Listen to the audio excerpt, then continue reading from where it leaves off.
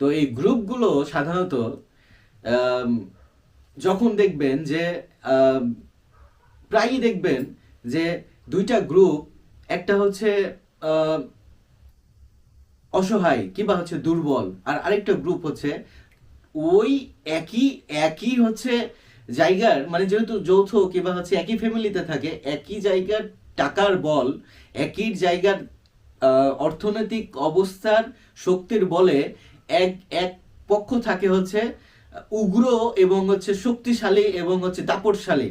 হুম। আর আরেক দল হচ্ছে নরম এবং দুর্বল থাকে। কেন? কারণ হচ্ছে একজন হরণ করে রাখে, জব্দ করে রাখে। হুম। এক এক পক্ষ কিন্তু জব্দ করে রাখে, এই জন্য কিন্তু এই সমান থাকে না, ছোট বড় হয়ে যায়। হ্যাঁ। তো এই যে ছোট বড় অবস্থাতে দেখবেন যে যারা